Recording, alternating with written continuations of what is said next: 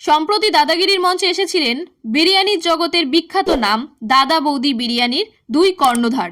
ধীরেনবাবু ও সন্ধ্যা দেবীর হাত ধরে ব্যারাকপুরে চালু হয়েছিল দোকান। সেখানকার মানুষই ভালোবেসে নাম দিয়েছিল দাদা বৌদির বিরিয়ানি। সৌরভ কথা প্রসঙ্গে জানালেন তিনি নিজে গিয়েও চেখে দেখে এসছেন। এমনিতেই সৌরভ বিরিয়ানি পাগল, আর সামনে যদি অমন দুজন মানুষ থাকে তাহলে খাস গল্প তো হবেই। ধীরেনবাবু জানালেন 1975 সালে শুরু, অনেক কষ্ট করেছেন, প্রথমে সৎপথে চলেছেন, মানুষকে ভালোবেসেছেন, আর সেখান থেকেই ভালোবেসে পেয়েছেন দাদা বৌদি নাম। ধীরেনবাবু আরও জানালেন দিন প্রতি 1 লক্ষ টাকা আয় হয়েই যায়। আগে তিনি হিসেব নিকেশ রাখলেও এখন সব দায়িত্ব দুই ছেলে সঞ্জীব আর রাজীবের। সঞ্জীব বাবু মা বাবাকে সঙ্গ দিতে এসেছিলেন দাদাগিরির মঞ্চে।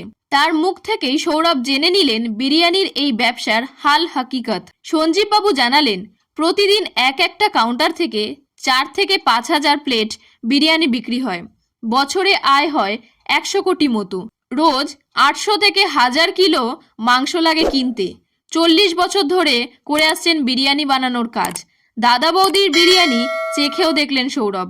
এমনকি কেন সাউথ কলকাতায় কোনো শাখা খুলছেন না তারা, তা নিয়ে অভিযোগও জানালেন দাদা।